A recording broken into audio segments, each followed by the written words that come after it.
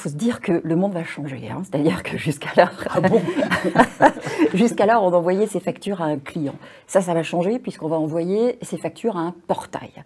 Ce portail va opérer un certain nombre de contrôles. Des contrôles sur le format, hein. Il va effectivement contrôler que le format, c'est bien un des 3 formats homologués par l'administration fiscale, contrôler que les données obligatoires sont présentes, qu'elles sont justes, s'assurer qu'il y a bien un code d'adressage, donc un identifiant pour le client. Donc va opérer tous ces contrôles avant d'extraire les données nécessaires pour l'administration fiscale et d'enfin libérer en bon de course la facture pour le client, hein. Donc c'est vraiment c'est un mode opératoire qui n'a rien à voir avec ce qu'on connaissait jusqu'alors. Alors c'est pas tellement qu'il y a plus de données obligatoires, hein.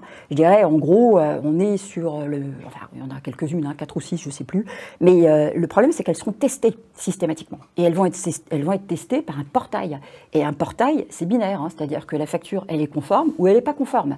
Et si elle n'est pas conforme, elle ne sera pas payée. La sanction sur le chiffre d'affaires et sur la trésorerie, eh ben, elle sera immédiate. On a bien compris qu'il y avait un vrai risque pour les entreprises qui ne seront pas compliant à cette période-là. Ah zut, je me suis trompé. Mais non, allez-y.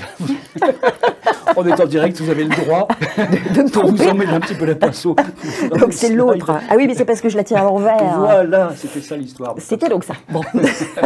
Quelle solution, Marie-Thérèse, proposez-vous donc pour remédier à ces risques? Alors, nous, il faut savoir que la mise en conformité, on connaît, dans le sens où on est éditeur de logiciels de sécurité, je vous le disais tout à l'heure, qui propose de la mise en conformité des tiers fournisseurs, avec notamment du contrôle des IBAN, hein, pour être tout à fait sûr de payer le bon fournisseur.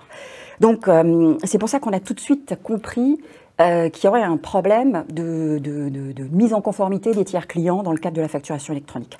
Hein, c'est pour ça qu'on a développé une solution qui s'appelle TP-Up, qui permet, en fait, d'auditer, de corriger et d'enrichir les données clients.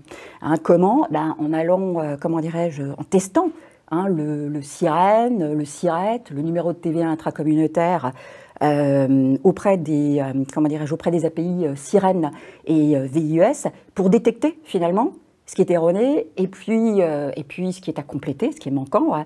Hein, et puis aussi, je dirais, on ne fait pas que détecter, finalement, on va aller corriger, si vous voulez, la donnée et enrichir la donnée.